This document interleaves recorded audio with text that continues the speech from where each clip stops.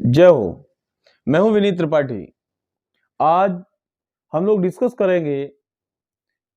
आपको पता है चुनाव चल रहे हैं और आज अंतिम चरण खत्म हुआ है। इस अंतिम चरण में चुनाव के तत्काल बाद शाम 6:30 बजे से आप लगातार एग्जिट पोल्स देख रहे होंगे। एग्जिट पोल्स में सबको मिला लिया जाए, जितने भी, चाहे सी वोटर की बात करें, चाहे चुड़े चाणक की बात करें, सबका ऑन एन एवरेज देखेंगे आप, तो आप ये पाएंगे कि भारतीय जनता पार्टी को लगभग 250 सीटें ऑन एन एवरेज मिल रही हैं। वो क्षेत्र, जिस क्षेत्र में सबसे पहले में गया था, पहले चरण का मतदान जहां हुआ था, आपको याद होगा मैंने आपको बताया था कि ये वो क्षेत्र है जहां समाजवादी पार्टी जिन जिन सीटों पर लड़ रही है वहां कड़ी टक्कर है, और आरएलडी जहां लड़ रही है वहां भारतीय जनता पार्टी फायदे में दिख रही है। आज जब आप एग्जिट पोल्स देख रहे हैं तब आप ये जान पाएंगे कि जो मेरा अनुमान था लगभग वैसा ही आपको सब कुछ वहां दिखाई दे रहा है। पहले चरण के मतदान में कुछ तो चैनल्स ऐसा भी दिखा रहे हैं कि भारतीय जनता पार्टी लगभग 30 से 32 सीटें जीत रही है। मैं फिर आपको बता दूं, 2 दिन का समय शेष है। इतना तय मानिए कि उस क्षेत्र में कम से कम 10 से 12 सीटें ऐसी होंगी जिनमें विजय का अंतर, विजय और पराजय का अंतर बहुत लंबा नहीं रहेगा। अब मैं बात करना चाहूंगा उन मुद्दों की जिनके कारण भारतीय जनता पार्टी वापस आती हुई दिख रही है और जहां समाजवादी पार्टी फेल कर गई। सबसे बड़ा मुद्दा पहला समझें आप, जब हम चुनाव में जाते हैं, पुराने जितने भी इतिहास के चुनाव आप देख लें, जिस सरकार ने 100% डिलीवरी की होती है, अपने काम को जनता तक पहुंचाया होता है, निसंदेह उसे उसका लाभ मिलता है। ऐसा होता दिख रहा है इस चुनाव में। जब मतदान के बाद जब रिजल्ट्स आएंगे तो आप ये महसूस करेंगे कि हाँ बिल्कुल वही हुआ। हुआ क्या है जरा समझें। लोग जाति की बात करते रहे, लोग धर्म की बात करते रहे, लोग रोजगार नहीं मिला इस प्रकार की बातें करते रहे, डिस्कशंस अलग अलग होते रहे। क्षमा चाहूंगा, लेकिन वास्तविकता ये रही कि वोटर पहले से मन बना चुका था हमें सरकार किसकी चाहिए। उदाहरण के लिए, जब मैं पश्चिमी उत्तर प्रदेश के उस जाटलैंड में घूम रहा था तो कैमरे पर बहुत सारे लोग नहीं आए, लेकिन उन्होंने डिस्कशन किया। हमें बहुत सी ऐसी महिलाएं मिली, युवतियां मिली, जिन्होंने हमसे साफ साफ कहा कि हमारे परिवार के लोग जा रहे हैं पंचायतों में, ये सच है, मजबूरी है, जाना ही होगा, लेकिन रोड पर हम निकलते हैं। यानी कानून व्यवस्था वहां एक ऐसा मुद्दा था जिस मुद्दे को लेकर महिलाओं ने, मुझे ऐसा लगता है, एक तरफा मतदान किया होगा। रिजल्ट्स आएंगे तब पता चलेगा क्या हुआ, लेकिन वास्तविकता यही लग रही है मुझे कि वहां की महिलाओं ने भारतीय जनता पार्टी को ज्यादा वोट दिया होगा बनिस्पत पुरुषों के। कोई जातीय गणित, कोई धार्मिक इक्वेशंस कुछ भी वहां काम नहीं किए। जो रुझान बता रहे हैं उनके आधार पर हम बात कर रहे हैं। इसके बाद एक बहुत बड़ा मुद्दा था किसान आंदोलन, लेकिन लोग ये भूल जाते हैं कि किसान आंदोलन वाला जो मुद्दा है वो कहां कहां काम करेगा। मुजफ्फरनगर काम करेगा, शामली काम करेगा, और उस इलाके में जो गन्ना की बेल्ट है वहां काम करेगा। जबकि पहले चरण के मतदान में आपने देखा मथुरा भी है, उसके आसपास के क्षेत्र भी है, आपने देखा अलीगढ़ के पास तक।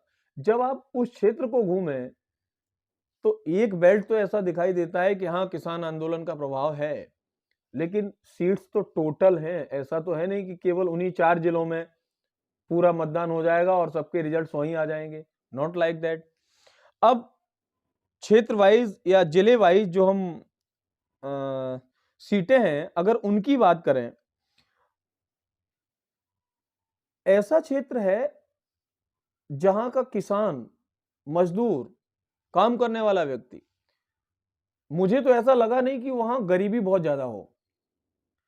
किसान है, पैसे वाला है, उसके पास आय के ठीक ठाक स्रोत हैं। ऐसा नहीं है कि वो बिना आय के स्रोत के रह रहा है। उसके पास जो पैसा है एक एक साल तक रुका रहता है कंपनीज में, उसके बावजूद वो सरवाइव कर रहा है। और बहुत अच्छे से सर्वाइव कर रहा है। मेरा जो अपना ऑब्जर्वेशन रहा, राजनीति पर्याप्त हुई, इसमें कोई शक नहीं है, लेकिन वहां भारतीय जनता पार्टी यदि अच्छा कर पाई, जैसा एग्जिट पोल में बता रहे, तो उसके पीछे कारण महिला मतदाता रहा। इसके बाद जो दूसरा और तीसरा चरण रहा, तीसरा चरण पहले समझ ले, दूसरे पे हम लौट के जाएंगे। जो तीसरा चरण हुआ था, ये कहा जाता है कि ये यादव लैंड है, और यहां भी भारतीय जनता पार्टी अपना 2017 वाला प्रदर्शन दोहराती नजर आ रही है। कारण कारण ये है कि एक बार फिर कानून व्यवस्था बहुत बड़ा मुद्दा है। सरकार ने डिलीवरी की है, जो बार बार ये कहा जा रहा है ना, डबल इंजन की सरकार, डबल इंजन की सरकार, तो ये जो डबल इंजन की सरकार का लोग कहते थे जुमला है, जुमला नहीं, वास्तविकता है कि सरकार ने डिलीवरी की है, घर तक लोगों को लाभ मिला है। ना कोई जाति देखा गया, जब लोगों को राशन बांटा गया, न जाति देखा गया, न धर्म देखा गया, न मजहब देखा गया, न लिंग देखा गया, आप किस जाति के हैं, किस धर्म के हैं, महिला हैं या पुरुष हैं, किसी को कोई मतलब नहीं रहा। उद्देश्य केवल ये था कि हमारी जनता तक उसका लाभ पहुंचे। इसके बाद उज्ज्वला योजना जो सरकार की चल रही थी 2.0, उसमें आप देखें हर व्यक्ति को वो गरीबी रेखा का जो उन्होंने मीटर बनाया था, जो बार अपना सेट किया था, उसके नीचे जो है उसे मिलेगा। वो जाति नहीं देख रहे, धर्म नहीं देख रहे, कुछ भी नहीं देखा जा रहा। इसके बाद थोड़ा आगे बढ़े, बिजली एक बहुत बड़ी समस्या थी। आज मैं ये महसूस कर पा रहा हूं कि उत्तर प्रदेश के अधिकांश क्षेत्रों में पर्याप्त बिजली आ रही है। गांव तक में 18 घंटे के करीब बिजली आ रही है। आप विचार करें, जब लोगों तक सीधे सीधे काम पहुंचते हैं, तो फिर आप कितना भी प्रचार करें या दुष्प्रचार करें या अपनी बात रखने की कोशिश करें, आदमी, वोटर पहले से एक माइंडसेट कर चुका है कि हमें किसे वोट देना है। मुझे 2 वीडियोस आप पीछे के देखेंगे, मैंने उसमें बताया है, ये बताने की कोशिश की है कि रैलीज का मेरे अनुसार अब कोई अंतर नहीं पड़ता। लोग टीवी पे देख लेते हैं, लोग मोबाइल पे देख लेते हैं, जो जिसका पक्षधर है वही जा रहा है उसकी रैली में, तो उससे चुनाव पर बहुत बड़ा असर पड़ेगा ऐसा मुझे लगता नहीं है। हाँ, जो थोड़े से वोटर न्यूट्रल होते हैं कि हम इधर भी जा सकते हैं, इधर भी जा सकते हैं, जिन्हें कोई लाभ नहीं मिल रहा, उनके ऊपर आप कह सकते हैं थोड़ा बहुत प्रभाव पड़ सकता है। इसके बाद अब एज फैक्टर के हिसाब से आए, तो जितने भी आज मैंने एग्जिट पोल्स देखे और जो मैंने स्वयं भी सर्वे किया था लोगों के बीच जाकर, उन सब में एक चीज मैंने महसूस की कि जो फर्स्ट टाइम वोटर है, उसमें मैक्सिमम वोटर बीजेपी को सपोर्ट कर रहा है। कारण क्या है? उसे दिखाई दे रहा है कि हाँ, यदि हमें नौकरी नहीं मिलेगी तो रोजगार के दूसरे अवसर उपलब्ध कराए जाएंगे। अब चौथे चरण से छठवें चरण तक का जो मतदान था, ये क्षेत्र पहले से भारतीय जनता पार्टी का गढ़ रहा है, लेकिन छठवें और सातवें चरण का जो मतदान हुआ, वो एक ऐसे दौर में मतदान हुआ है जिस समय यूक्रेन और रूस का युद्ध चल रहा, और इस बीच में भारत सरकार द्वारा जो काम किए गए, जो युवाओं को लाने की, जो वहां बच्चे पढ़ रहे थे उनको लाने की जो कोशिशें की गई, वो निश्चित रूप से कम 2 से 3% मतदाताओं को प्रभावित कर गई, और इसके कारण वो क्षेत्र भी भारतीय जनता पार्टी की गिरफ्त में आता दिखा। एक और चीज, मैंने सारे एग्जिट पोल्स को देखने के बाद ये पाया कि बहुजन समाज पार्टी 12 से 15% वोटों को ही पा रही है। भारतीय जनता पार्टी 40 के आसपास जा रही है, समाजवादी पार्टी 35% के आसपास जा रही है। ये जो इक्वेशन है ना वोटों का, जो परसेंटेज है, ये अपने आप में सिद्ध कर रहा है कि लोगों का सोच, लोगों की मना स्थिति, एक बार फिर जो उनके दिमाग में मुद्दे रहे, उनमें पहला मुद्दा कानून व्यवस्था ही रहा।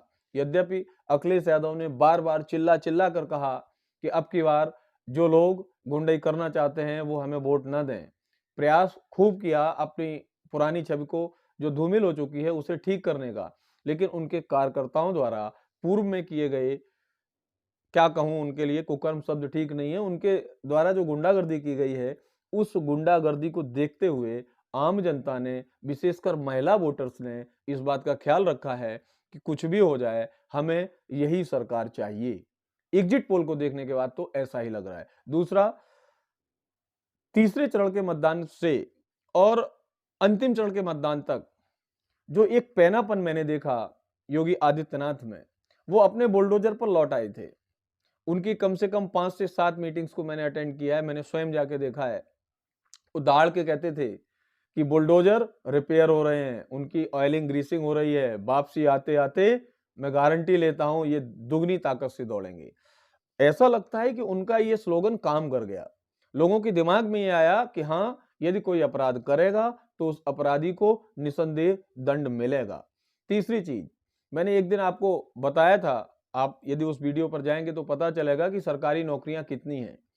पिछली 2 सरकारों में 2007 से 12 तक और 2012 से 17 तक मैंने आपको डाटा भी दिया था, आप गूगल भी कर सकते हैं, आप देख सकते हैं।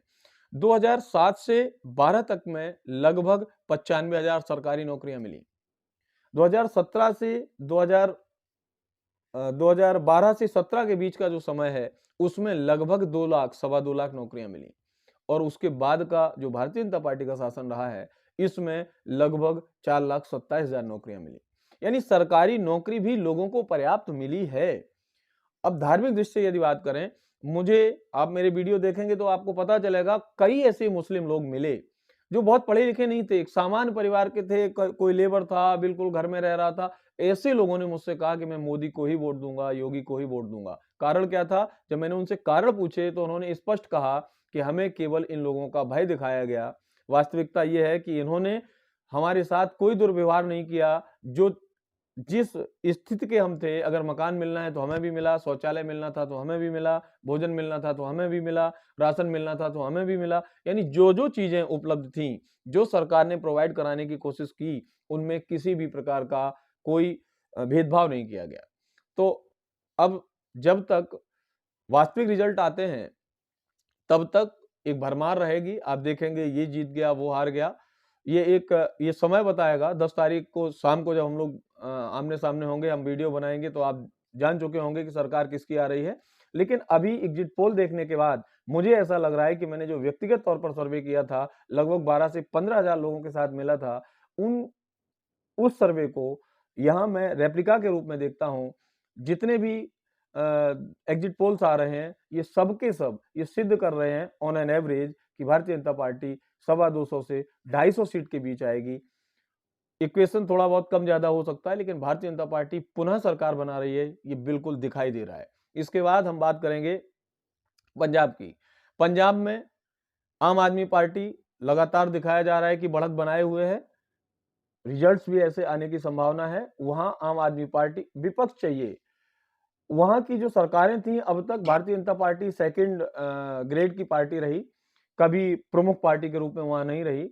वहां जो राजनीति होती रही, वो राजनीति केवल अकाली दल के साथ कांग्रेस का झगड़ा होता रहा। लोगों को एक ऐसा ऑप्शन चाहिए था जो विकास की राह ले जाए, और ऐसा ऑप्शन शायद लोग वहां आम आदमी पार्टी को देख रहे हैं। जो तीसरा राज्य था उसकी तरफ चलें, आप देखेंगे गोवा में एक बार फिर मिली-जुली सरकार जैसी स्थिति बन रही है। लेकिन वहां कुछ चैनल्स कह रहे हैं कि कांग्रेस आगे जा रही है, कुछ कह रहे हैं भारतीय जनता पार्टी आगे जा रही है। मैं वहां व्यक्तिगत तौर पे नहीं गया हूं, लेकिन मिली-जुली सरकार की स्थिति वहां दिखाई दे रही है। जबकि उत्तराखंड में जब से मुख्यमंत्री का चेहरा बदला गया, पुष्कर सिंह धामी को मुख्यमंत्री बनाया गया, एक बहुत बड़ा बदलाव देखने को मिला, और वो बदलाव रिजल्ट्स में दिखाई दे रहा है। जो एग्जिट पोल्स के नतीजे आए हैं उनमें दिखाई दे रहा है। और मणिपुर में भारतीय जनता पार्टी एक बार फिर एग्जिट पोल के हिसाब से पूर्ण बहुमत की सरकार बनाने जा रही है। आपको ये विश्लेषण कैसा लगा, कमेंट करके जरूर बताएं। चैनल को लाइक करें, शेयर करें और सब्सक्राइब करना ना भूलें। जय हो।